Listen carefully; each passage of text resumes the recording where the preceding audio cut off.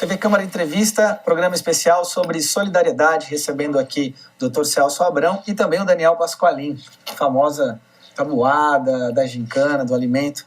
No final do nosso bloco passado, eu tinha perguntado para vocês de que forma que esse valor da solidariedade pode ser incorporado em políticas públicas, de forma que o Estado também possa ampliar a sua rede, né? Hoje a gente vê, quando a gente também pensa em solidariedade, a gente já pensa em terceiro setor, a gente pensa em sociedade que se organiza. É um valor importante para a sociedade, mas o Estado também tem um papel para promover esse valor. Gostaria de saber de vocês, eu sei que não deve existir uma dica, mas como poderia um caminho para isso?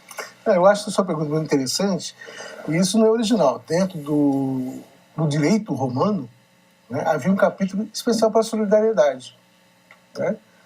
Isso começou com os romanos, muitos anos antes de Cristo. Né? E o direito romano é tão forte que ele influencia até hoje o nosso direito. A base do direito brasileiro provém, né, dos princípios do direito romano. A participação do Estado é fundamental. Né? É fundamental. E essas políticas públicas, né, eu acho que existem várias soluções que devam ser duradouras, né, tem que ser um plano de ação suprapartidário, por exemplo, né, que interesse a toda a população, né, porque você vai atingir a necessidade do povo, né, de organizações não governamentais, né, de institutos, que investem em solidariedade. Existem várias soluções para isso. O que não se pode é ter sempre um viés político, né? O viés pessoal, de obras pessoais. Né? Se você vai tratar solidariedade, venha com o coração aberto. Né? Não venha por fazer propostas mesquinhas, né? Pensando num fruto pessoal. Né? Eu acho que o erro está aí. Muitas dessas políticas não vão para frente por causa disso. Mas se você discutir de uma forma ampla, né, visando realmente o bem-estar de todos, um equilíbrio, uma harmonia da sociedade, eu acho que você pode colher resultados muito positivos e existem diversas formas de atuar. Né? Eu trabalho num asilo, né, o Lar Fraterno da Cássia. Estou ocupando atualmente a vice-presidência, o presidente do Dr. Armando Gulo, e o nosso gestor hoje é o nosso querido Jacó, né, que foi presidente de muitos anos, agora é o nosso gestor. Resolvemos dar um toque profissional e a gente vive com muitas dificuldades, né? Nós temos, então, uma participação dos asilados, nós temos uma participação de doações, tudo, e a fatia que o poder público nos dá, no montante de nossas despesas, chega a 15%. Né? Eu acho que poderia, e não só nessa instituição, mas como um monte de outras, né, vive muitas dificuldades. E a gente são os perrengues de todos os dias. E eu acho que haveria como sim discutir isso, né, sem disputas políticas, né, trazendo realmente soluções. E acho que existem muitas pessoas dispostas a fazer o bem, né, pessoas que fazem isso, às vezes podem fazer até por vários motivos. Né? Uma empresa pode, de repente, ela desconta do imposto, faz alguma coisa, né, planta uma árvore para ter lá, cumprir uma lei, mas não importa. Né? Importa que as pessoas sejam ajudadas. Né? E que isso estimule, acho que a grande lição da solidariedade, isso estimule e sirva de exemplo para outras comunidades, para nossos filhos, para nossos amigos.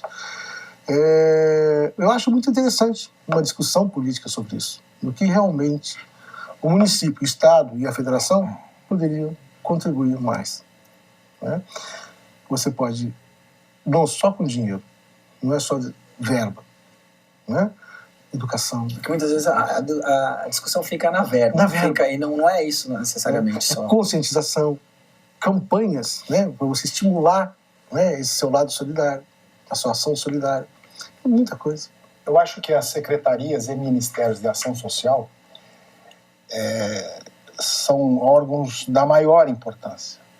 E alguns governos, a gente está falando genericamente, a gente pode falar, não estamos especificando nada, mas não dão muita atenção para essa Secretaria de Ação Social, quando eu penso que ela deveria ser uma das principais secretarias ou ministérios de ação social.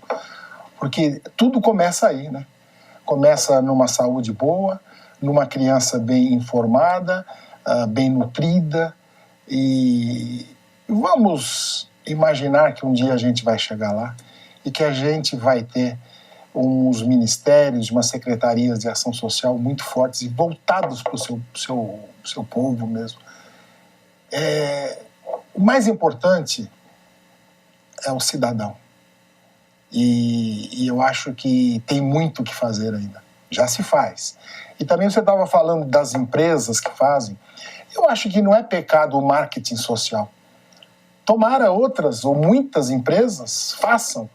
Porque eu acho que, muito além do marketing social, quando alguém põe no seu site, põe no Facebook, enfim, você está dando exemplo às outras. E ajudando. No meu evento, eu tento sempre... Hoje mesmo eu fiz 3 visitas em 3 empresas, além do apoio que eu preciso ter para realizar, eu sempre peço para que eles façam uma ação com seus funcionários, né, com seus colaboradores, com seus principais clientes, para que esse evento cresça cada vez mais. E acho que o poder público tem todas as ferramentas para que essas ações sejam cada vez maiores. Tem uma frase do Raul Seixas que ele diz assim: o meu egoísmo é tão egoísta que o auge do meu egoísmo é querer ajudar. O que vocês pensam dessa? Não, sabe que eu achei espetacular, né, essa frase. Sabe por quê? Você parar para pensar, quando você faz uma ação, quando você tem uma ação dessa, qualquer que seja, você vai doar sangue lá, ou você vai contribuir para que alguém compre uma cadeira, ou você vai ajudar numa praça ficar mais bonita, enfim, várias ações de voluntariado, de cidadania. Não tem outra saída. Quando você chega em casa, você chega numa felicidade, e ao dormir, isso eu posso te dizer que 15 anos, por isso que eu falei que a minha vida é antes e depois, que eu nunca imaginei fazer um evento, e nunca imaginei fazer um evento dessas proporções. E eu posso te dizer que, principalmente nos dias em que as escolas fazem a entrega do alimento, em que a gente participa de algumas, porque são 16 cidades, com muitas entidades, a gente não pode acompanhar todas. Todas assinam um recibo para que a minha produção tenha isso em mãos, tudo. Mas quando a gente acompanha, quando chega em casa, então essa frase é isso mesmo, você não faz para receber, mas não tem jeito. O universo conspira, quando você faz o bem, você recebe o bem, e a vida é um bumerangue. E é porque ele tinha umas frases muito, não sei se filosóficas, ferradas, é uma coisa... O cara era fora do seu tempo. Não, ele era fora do seu tempo mesmo. Quer dizer, ele está hoje ainda muito atual, ou mais atual do que daqui 10 anos, não sei. E é verdade isso. Você não faz para se sentir bem, mas não tem saída. Você... doutor pode falar bem o que a gente libera? Uma endorfina. Que sejamos todos egoístas, então. Não, o ganho é muito maior, a recompensa é muito maior. Complementando essa frase do Raul Seixas, eu tive 2 grandes exemplos na minha vida, 2 pessoas que eu tive o prazer de conviver. Primeiro foi com o meu professor de pediatria na faculdade, há muitos anos atrás, o professor Azor, que em 1900, na década de 70, né, ele montou com custo próprio, dinheiro do seu bolso, um ambulatório de pediatria numa favela do Rio de Janeiro. E ia todos os dias, né, gratuitamente lá, e convidava alguns alunos, mas vamos para a favela? Uma época que a favela era muito mais, né? Vamos para a favela. E aí ensinava pediatria na favela. Ele falou que... E o outro exemplo, o Drauzio Varela. Quando o Drauzio Varela ele começou a tratar lá no Carandiru, gratuitamente, ele ia de metrô, descia ali na estação Carandiru, e ia atender gratuitamente dentro do presídio. E ele estava estudando AIDS naquela época, né? E ele trouxe um aprimoramento muito grande para a pesquisa e o tratamento da AIDS no Brasil, e acabou dando o livro e o filme, né? Premiadíssimo filme Carandiru, né? Carandiru. E em momentos muito diferentes, pessoas diferentes, né? Eles tiveram a mesma conclusão, né? Todo mundo, nossa, que coisa linda que vocês fizeram, tal. E eles falaram assim, nós sentimos até um certo egoísmo, né? Porque eles nos deram muito mais do que nós demos a eles. Né? O que eu aprendi, o que eu evolui espiritualmente. Então, ao final dessas duas experiências, a dívida dos dois era maior com eles do que aquelas duas comunidades distintas para com eles.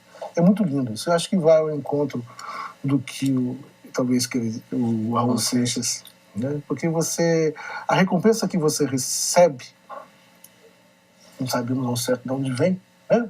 Provavelmente de Deus, é muito maior quando você pratica aquilo e você vê que, né, o que você falou, o Daniel falou muito bem no começo, servir, né? Quando você serve alguém. O sorriso de uma criança, o sorriso de uma freirinha quando vem receber o alimento.